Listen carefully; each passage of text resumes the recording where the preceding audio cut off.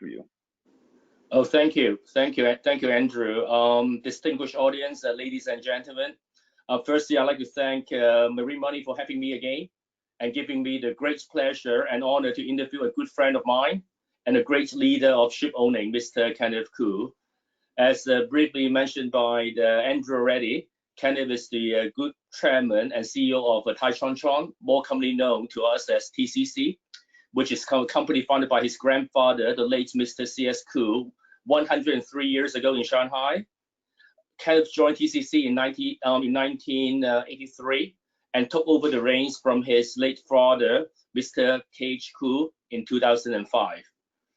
As also mentioned by Andrew, Kenneth served in many international shipping organizations over years, generously sharing a lot of his technical expertise, leading in particular the development of maritime education and various environmentally friendly initiatives. Kenneth is the past chairman of the Hong Kong Shipowners Association and is still chairing as the Chinese of a committee. Kenneth has been a council member of INTERTANKO for many years and is currently INTERTANKO's vice chairman and the chairman of its Asian panel.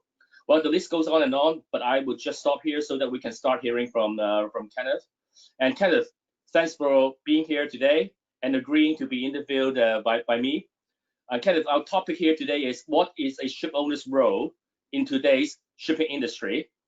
What does ship owning mean in today's shipping industry? I believe the title itself has already entailed a comparison of yesterday and today, and perhaps a little bit of speculation and projection into the future.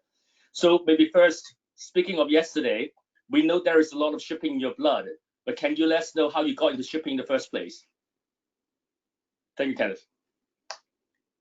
Oh, Ken, I never intended to get into shipping, but what I can say is that I have been exposed to ships at a very early age, and actually my earliest memory was really my uncle taking me to Whampoa shipyard when I was around 5 years old. So that would be around 1965, 1966. And then afterwards, I spent part of my childhood in Japan, and this was when we just started our shikumisen business with a lot of Japanese charters. And I also recall always being taken on board when the ships came into Japan. So it was, I would say, growing up with ships being a part of my life. But then having said all that, we were never encouraged to come into the shipping business. I was very grateful for my late father for allowing us to pursue our own interests. And I don't know, Ken, if you know that, but before I came back to the family business, I actually landed my dream job, which was being a sports journalist for the Los Angeles Times. Well, I know you can write, and I know that you are physically endowed and a great basketball player. But just wondering, when at that young age, going on board a ship, what would you do? Do you climb up and down? Do you go to engine rooms? Do you even climb into the gas tanks? Oh no. I mean, back then it was back then we had I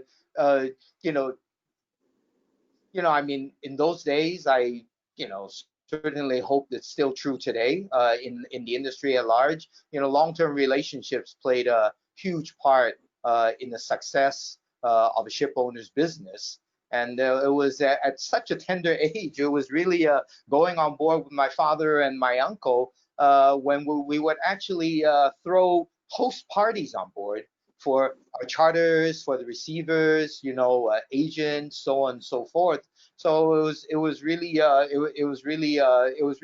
getting that impression of what a ship is. And then all the climbing and all that will come in the later years after I joined the company.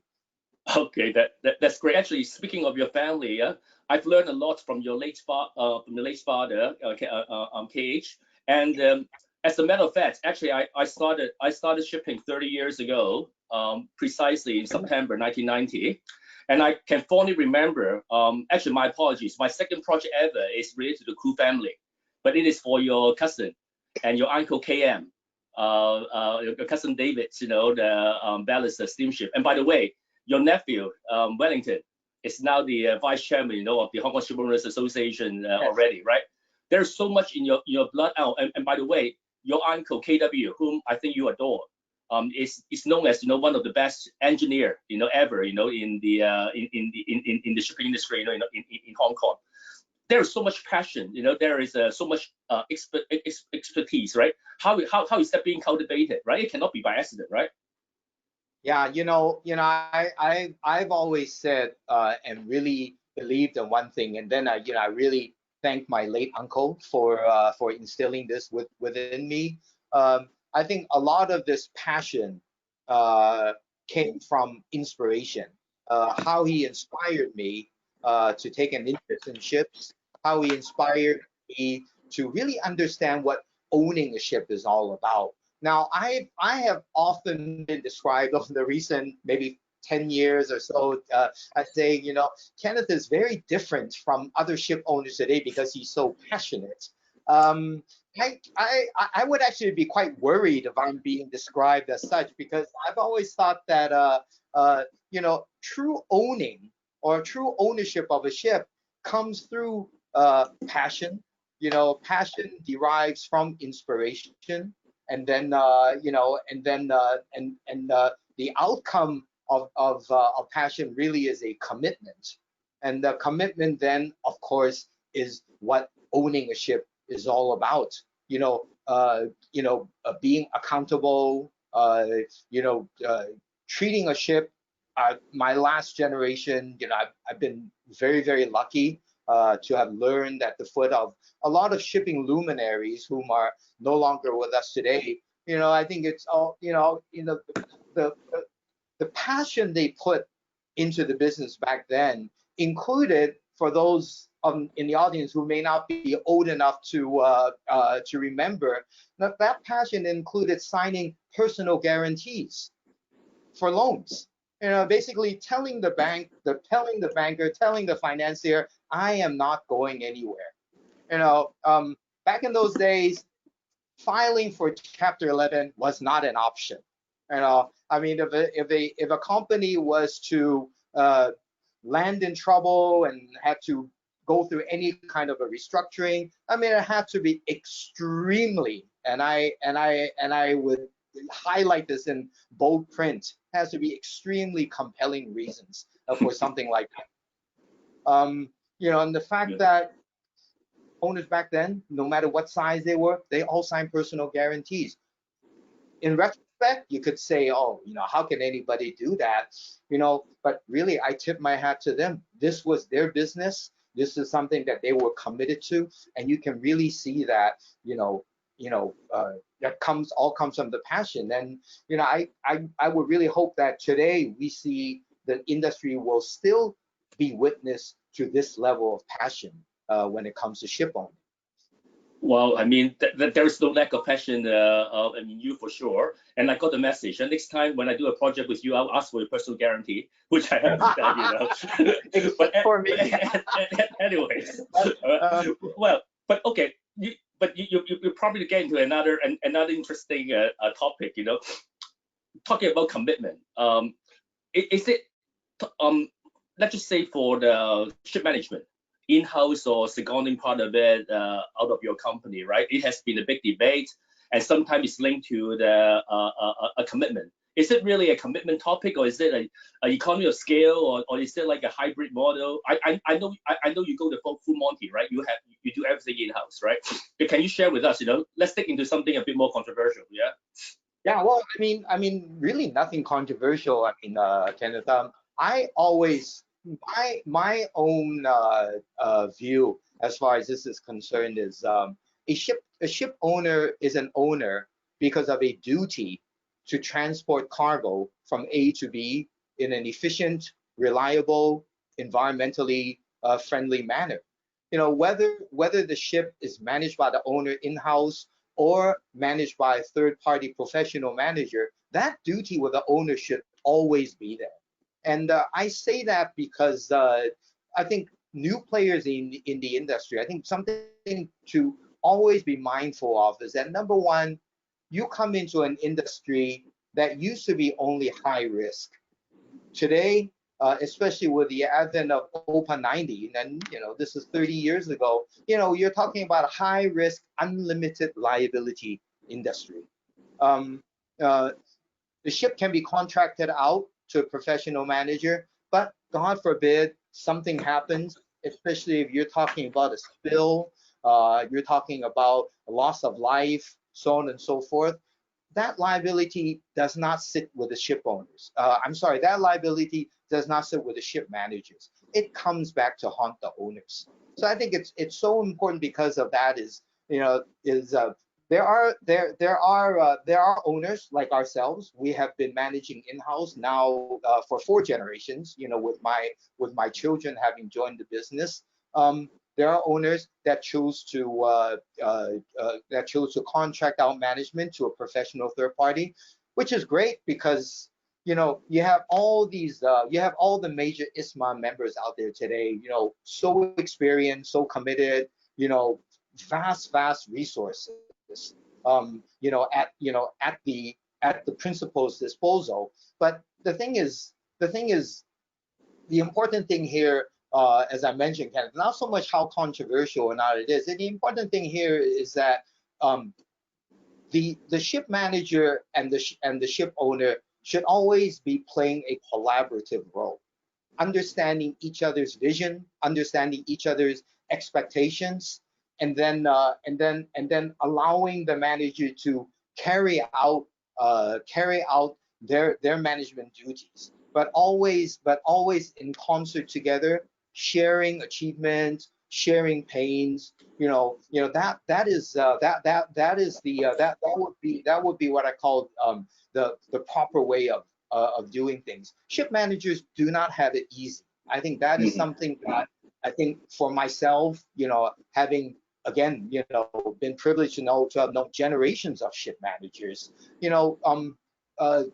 With the advent of the shipping market that we know that is today, ship managers are also overstretched. There's only so much they can do. And what I believe is that an owner who's committed, an owner who's knowledgeable, who's able to go in and help out with a manager, perhaps even investing in resources, that will go a long way in terms of allowing the manager to carry out its work also.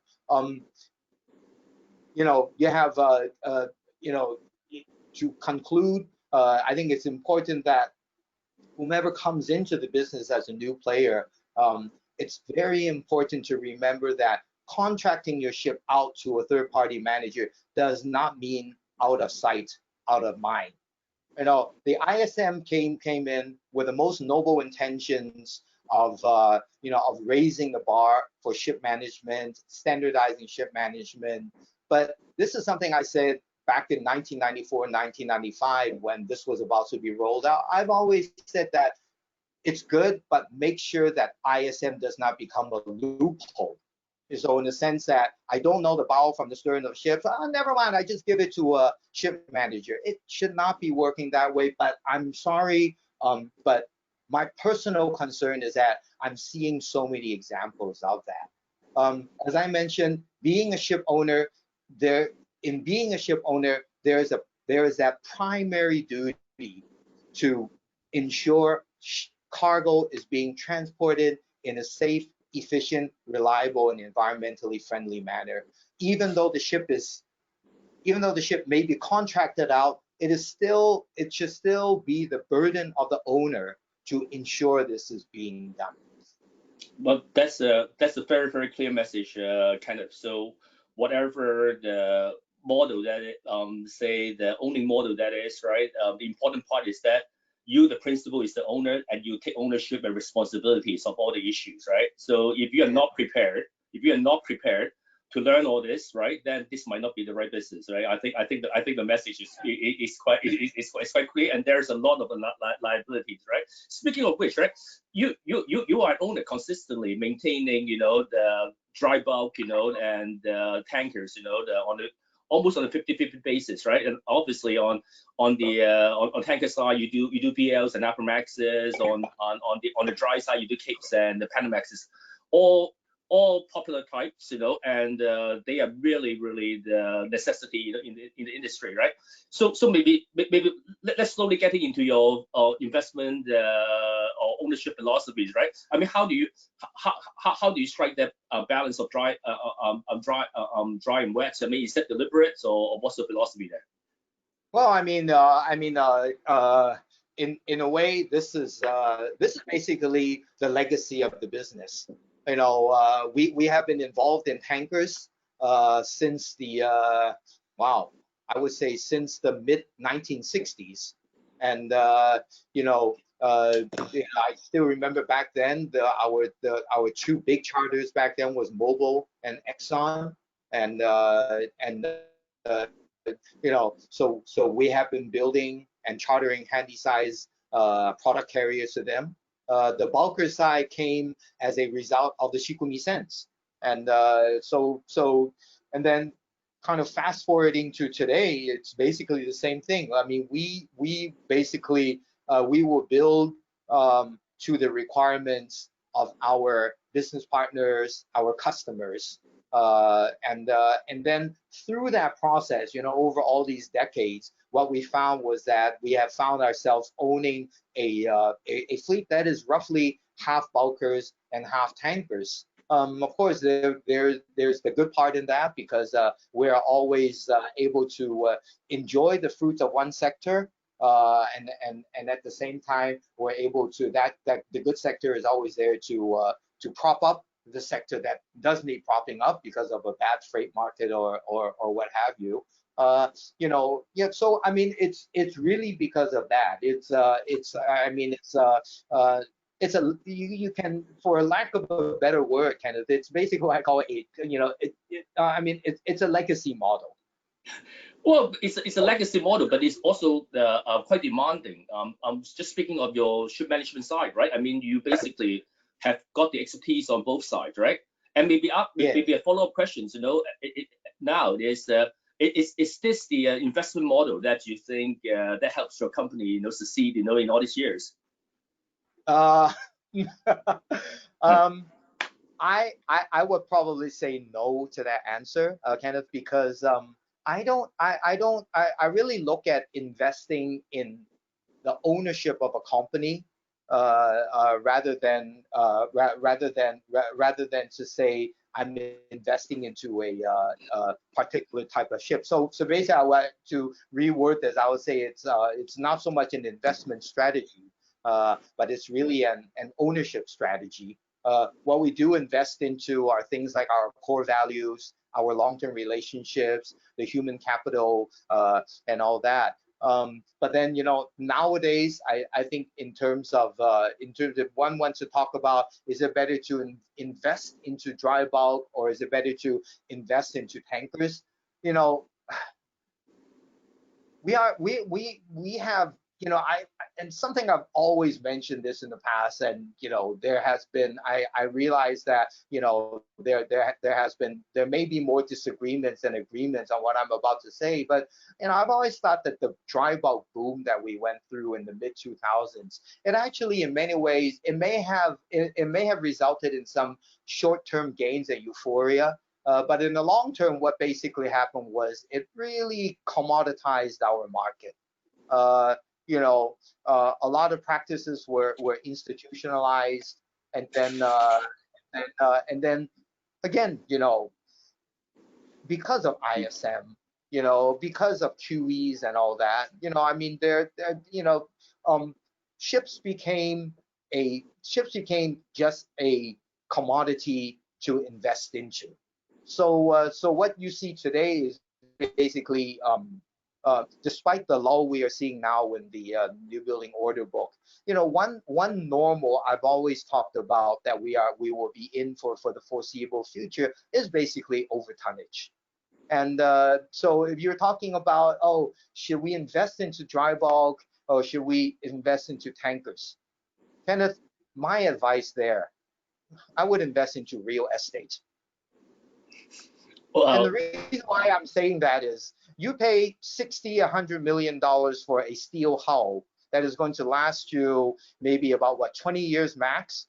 as opposed to you buy a piece of land, and if you don't like something that is being built there, you tear it down and you can build something there. You can build something else there again. You're in a good location, then basically, you're basically sitting pretty for quite a long time.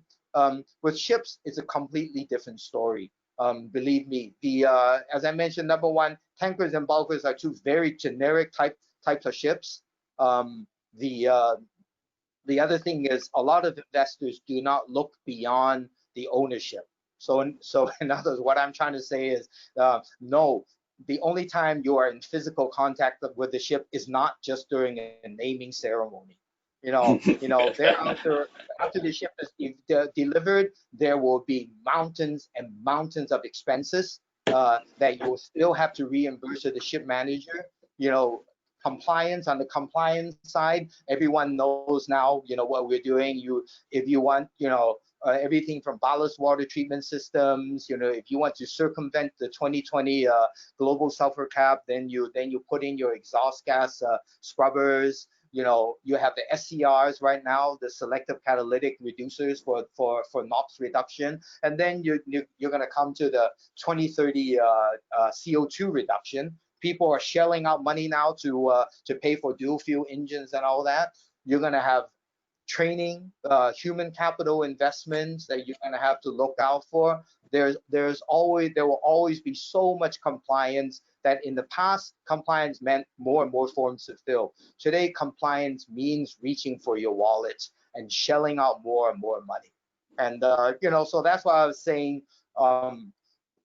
unless there is a specific purpose in terms of saying why I want to invest in the ship, beyond the IRRs, the ROEs, and the ROIs, it is not really the type of business that an investor with a lot of money should be coming into. And I think we should not also, as a traditional ship owner, I think one of our duties is also to educate new players in the sense that no, shipping is not just an exercise whereby the ship is just a figure on the balance sheet, and then you see your IRRs, your ROEs, and your ROIs. It goes far, far beyond that. God forbid if something happens to the ship, then you are talking about some very real problems that even a manager may be hard pressed to act independently without the owner coming in to intervene. And if that owner does not have the expertise, one is just asking for trouble. So that is really my candid. Yeah. Well, Kenneth, I think you are a little bit too modest, with your investment strategy, because I've seen you making money, as well, a lot of your commitment to shipping. But one thing, one thing I can't help but mentioning it. It is from one of your family members. I wouldn't mention who that is, who keeps saying there's no good time for ship owner. The only happy moment is at the delivery of the ship. Well, anyways, you know who I'm talking about. He's probably listening to it, right? But anyways, you touched upon it already. The regulations, or people trying to regulate the industries, right? I mean, from water ballast, from the sulfur cap, all these carbon footprints.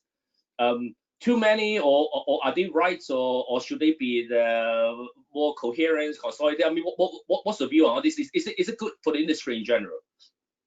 No, it's not. I think IMO has changed also. The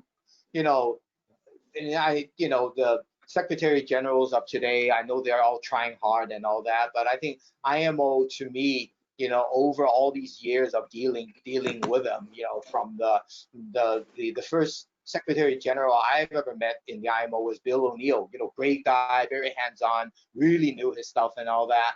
And then, moving on, basically, for me, I see IMO becoming more and more political. It seems as if at times they may be really only reacting to the whims, for example, of the EU. And I really don't see IMO with a separate identity of its own.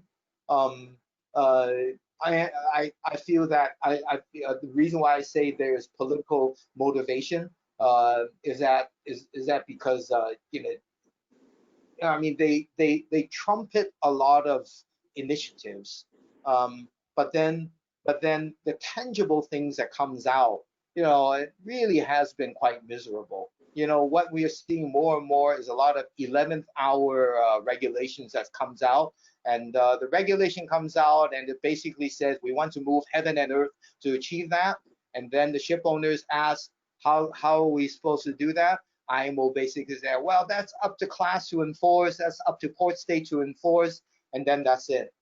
The funny thing right now with the 2030 CO2 emissions reduction, same thing. IMO is asking the ship owners, can you propose technical solutions? And I said, no, we are not in a position to do so because we are so limited in terms of our knowledge and expertise. But ship owners are always the whipping boy. Ship owners are always bearing the brunt, you know, of accountability and responsibility for coming up with solutions or coming up with compliance methods and all that. It's not the ship owners. You know, you know, we will certainly play our part, and I would say that ship owners have bent over backwards.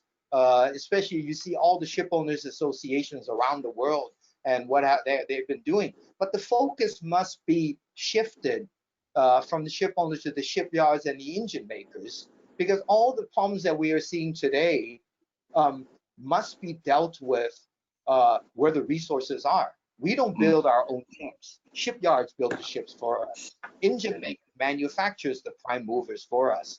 We have not much of a choice but to accept, you know, what is given to us. And one of the reasons why is because ship owners' voice have reduced and reduced over the years, because we no longer, because that generation of hands-on owners is actually reducing also as well. So you have you basically have a ship owning industry that doesn't say much, and shipyards that are only interested in saying, here are some series ships, and you know, I build with a minimum cost.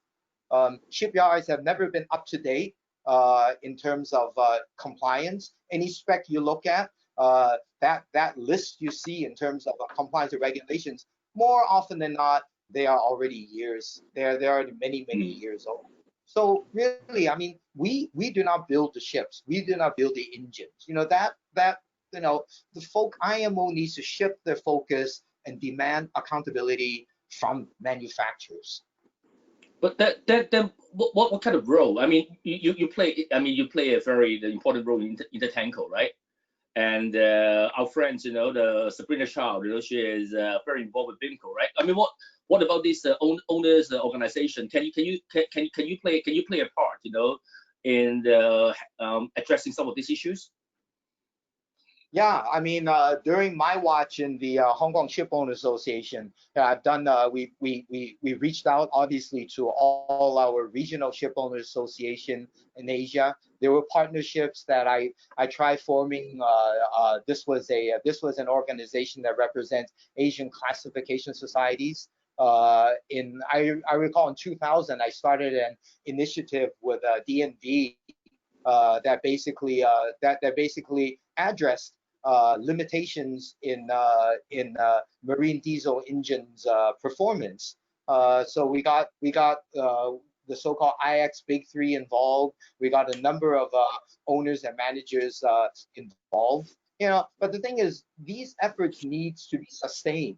And you know, after a while, things started to peter out. And so it's really now, Kenneth, this was 20 odd years ago. You know, the thing is, right today, in this generation of ship owners, we need someone to pick up the baton and continue with that. I see. Okay. Then perhaps maybe you have given us a hint, you know, of you know, these solutions in manufacturing. Would you have any speculation? of the decarbonization? What kind of engine or green initiatives could be developed? Which direction you think is the way to go? Well, I think nowadays when we talk about decarbonization, I mean, it's an extremely noble goal, and it's something that we all need to reach out for in the long run. But with the technology that we have today, anything you want to decarbonize, you probably create more carbon to achieve this. And all you have to do is you look at what we've created in our efforts to reduce SOx. You create or to circumvent reduction of SOx, you create more huge power units that actually needs more consumption. And also there is that contradiction there that we simply have to recognize. Now, the green initiatives and all that, I think this is a vision that the shipping fraternity should definitely aim for. The intention is very noble, and is something that we should educate and inspire into our later generations. But green shipping from where it is standing now, it's rather too wishy-washy in terms of creating a position, identifying solutions, and all that. When we talk about green shipping, we are talking about emissions. That's the primary thing. Of course, there's also the pollution into the seas, but if we only talk about emissions, we are creating so many peripheral technologies to address this. But my question has always been, now again, for 10, 15 years now, 15 years now at least, my question has always been, why aren't we going back to the basics and going back to the fundamentals? We are dealing with CO2 emissions, NOx, SOx, so on and so forth, because we are still using the diesel engine. And the diesel engine is probably together with air conditioner, is probably one of the oldest technologies around in the world right now. Diesel engines do not burn fuel completely. If you're lucky, the diesel engine will burn 50% of the fuel that is pumped into it, which basically means you have a propulsion unit with very poor combustion efficiency. But then the industry is not looking into this. Instead, the industry is looking at ways to get around this, almost admitting that there's nothing we can do with the diesel engine. That's the best it could do in terms of combustion efficiency. So we'll look at different ways to reduce emissions. Now, I think this is something that the industry needs to take heart in. You cannot keep on relying on technology that is almost 2 centuries old. We need to stop designing solutions around the engine and begin designing engines around solutions. And that is where we need that duopoly of engine makers to be able to bite the bullet, go back to the drawing board and say, hey, listen, the days of the diesel engine has come to an end. Let's look at something else. And that should have been something that happened, a long time ago. But you must be the most technically endowed ship owner around, right? And I think we have to look into your leadership to find that solutions before we design the engines. So I think it can be one of our further topics. But I'm very mindful of the time, and we haven't really. We touched upon part of it, right? But we haven't really got into the second part of the title yet. Today's title is, what does ship owning really mean in today's shipping industry? Do you have very short answers for us? Well, I think when you really look at this today, ship owning, what ship owning means in the industry, I think we've talked about that at length just now. I still feel that at the end of the day, ship owning basically means very simply transporting cargo from A to B in a efficient, safe, reliable, and environmentally friendly manner.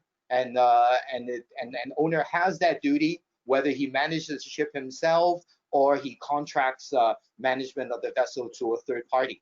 That is always that will always be a fundamental, critical part of ship owning. The reason for this because on the average, every year, ships carry at least 1 ton of cargo for every person in the whole world.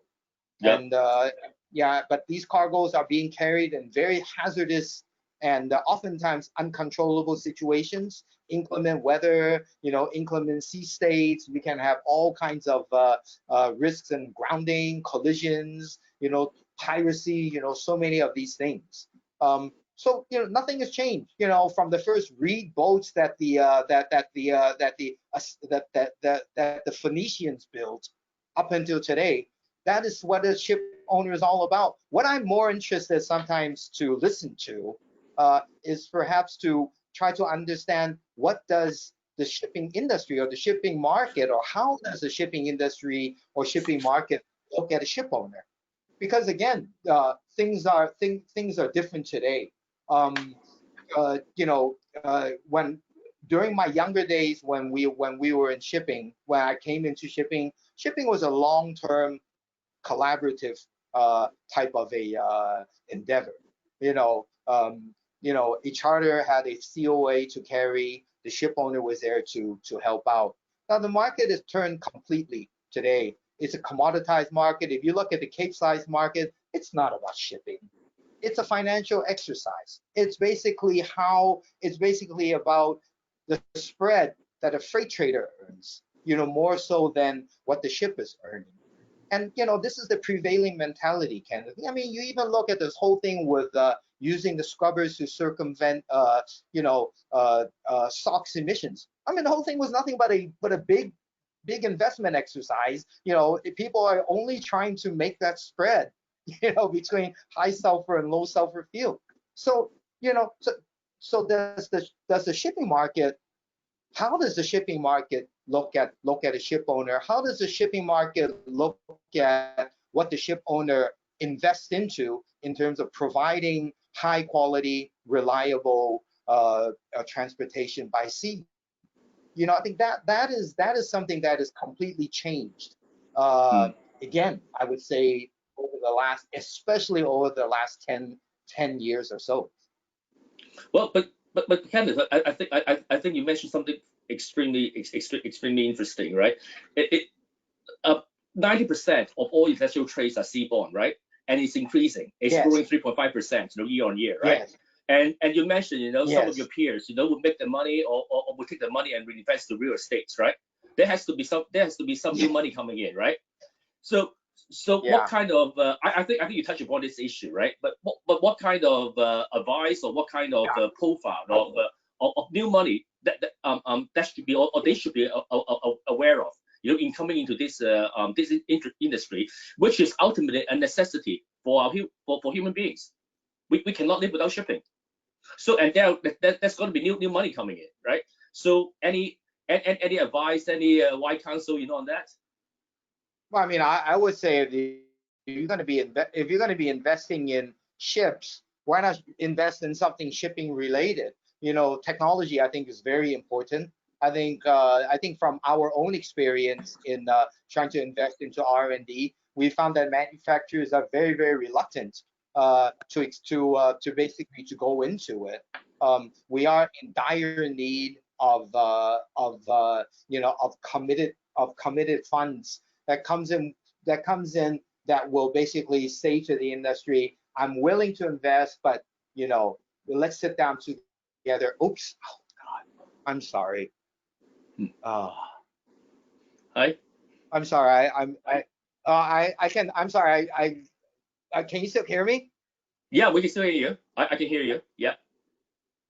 Yeah, I'll just leave it with, because I just touched somebody just touched something and the thing went off. So I mean, so basically what it is if they're coming in just to say, oh, a Capesize is a great ship to invest in, I want to invest into VLCCs and all that, I would say, why? If that's to say, oh, because I feel if I sign a contract now with minimum specs and so on and so forth, then I can resell the ship, in a few years. I'm sorry, but the industry does not need any more players like that. Like I said, we may be hitting a low now in terms of but me, we will always be in an over tonnage situation. So I say, forget about that. It'll be good if the ship owners can actually sit down with some of these investors and let the investors know, hey, this is what we need to look into. There's no funds in this. We can't afford to do this, but wow, wouldn't it be great if there was the resource available for us to do that? Then you're really talking about going into shipping, contributing, and through that contribution, believe me, there will be some handsome returns rather than just to a vanilla investment into another Aframax, another Handymax, and all that. I mean, we're crawling with it. We don't need that anymore. Well, I think new investor needs your passion, and really, this we're in the industry. That's a necessity. We need people like you to take leadership. I'm very mindful of the time. So Andrew, I think you like some time, for the floor to ask some questions, right? So should this be the time? Yes. Thank you, Kenneth Lam and Kenneth Koo, for that great and candid discussion. We have a few questions that have come in from the audience. I'm just gonna select 2 or 3 and ask them. So the first question is, do ship owners continue to think individualistically rather than collectively in addressing major issues such as fuels, propulsion, emissions? Is there a better way for owners to speak in a single voice? Mr. Koo? Yes, in fact, this is exactly what owners have been doing, Andrew, for decades right now. I can imagine when we spoke in a single voice about ballast tank coating selections and applications. That was basically the Hong Kong Shipowners Association speaking in the single voice back in 1994, before PSPC ever came in, and when we were being laughed at by class, saying that coatings has got nothing to do with hull. The other one was the CSR rules. Again, this is something where the regional Asian shipowners associations came together and made what we call fit for purpose recommendations for IACs. Another area is really crew training. There has been more than collaboration between ship owners, but actually, again, here in Asia, collaboration between ship owners, regional training institutions, creating minimum standards for ratings and for officers. The list goes on and on. I think the fact that you do have INTERTANKO, you do have Intercargo, you do have ICS, BIMCO, all the roundtable members. Now, these are the representatives of ship owners. And what they basically do is their membership comprises of ship owners, and they pull together ship owners' comments, recommendations, and concerns, and all that goes into IMO. Thank you. Thanks for that. 2 questions on finance. The first one addressed to Mr. Lam. There is much talk about finance and linkage to ESG and the Poseidon principles. Will this continue to be a strong factor in finance going forward? What's your view? I mean, is green financing a good motivating factor for building less, more efficient, more investor friendly, more industry friendly vessels? Well, there is no choice for the industry, whether it is the banks or whether the owners. We all have to work together to meet the decarbonization targets. But I'm so glad, we have Kenneth today, sharing with us, even to achieve those targets, there are many different ways to achieve that. And really, I hope all the stakeholders, including the ship owners, the banks, we will actually come together with something sensible. The Poseidon principle, at least from the bank's point of view, is a good start. But if it's not good enough, the banks are very open, to have further discussions on that. But it is something that, like Kenneth said, is something that we have to work together towards the decarbonization. And the verdict is still out, exactly what the solution is. But we are all committed to this. I can say, the owners, the banks, we are all committed to this. Mm-hmm. Thanks. And just a last question for Mr. Koo. You mentioned that the last 10 years or the last 15 years has seen the commodification of the shipping industry, overcapacity. Looking ahead, looking at the next decade, I mean, it's 2020 now, the beginning of a new decade. Where do you ideally see the industry going, and what's your ideal scenario and kind of a realistic scenario? Yeah, well, I think the ideal and realistic scenario, of course, is that I think I think it will basically be a lot of the new players having learned their lessons and really able to sit down and soul search in the sense of whether this business, not this investment, whether this business is suitable for me. I think that's very important. And I think, the important and most fundamental thing, Andrew, is that the new players have to remember that they're investing in an asset that trades in an unlimited liability environment.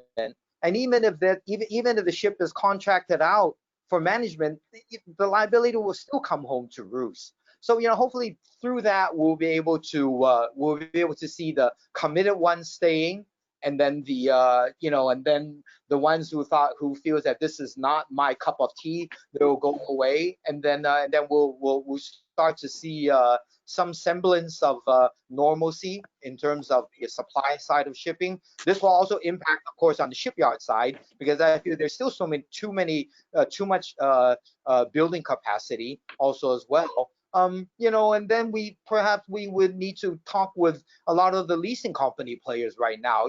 So you have a lot of money, you are doing all these leasing business and all that, but ultimately I really hope to bring them into the conversation and say, let's not look at your investment portfolio, but let's look at the impact on the shipping industry. What is that going to happen, so we can get some normalcy. And then also we also can get into a situation where whereby there's also there's better collaboration between owners and the new generation of charters, which are basically freight traders. I think that will go a long way towards raising the standards of shipping. Unfortunately, I don't think this will happen. There's just too much free capital out there. And then for one reason or another, people still think shipping is a very sexy business, and they'll continue to flood the to flood this aspect of the markets. Thank you. Just one last quick one for Mr. Lam from Yes. a banker in the audience. The question is, if ship owners tend to have less holistic knowledge of shipping, how do you see the future in banking with more and more traditional shipping lenders leaving the market? Well, actually, I happen to think that there's a way of regulating the necessity in this world, and the world does need responsible ship owners with the basic knowledge. And quite frankly, in my humble experience for the 30 years I'm in banking, the successful ship owners, they all have something in common. They know their ships. They have a lot of shipping knowledge. So all the long-term players, all the long-term players really, do get that knowledge. And actually, since the last question, if I may, I would just say that really thank Kenneth, to agree to be interviewed by me, because I know that he seldom goes on stage, these days. And really, for a veteran banker of 30 years, it's really dealing with owners like Kenneth. That is the most really most enjoyable part, of my job. Is with the passion, with the commitment. And if you have any doubts, of what I've said, just please click onto Kenneth's website, TCC website. You will see what a compassionate owner would want to tell the story of the company. And it's really a joy, it's really a privilege to be able to deal with people like Kenneth. That's all I want to say. Indeed it is. Indeed it is. Kenneth, I want to say the feeling is also the same with you.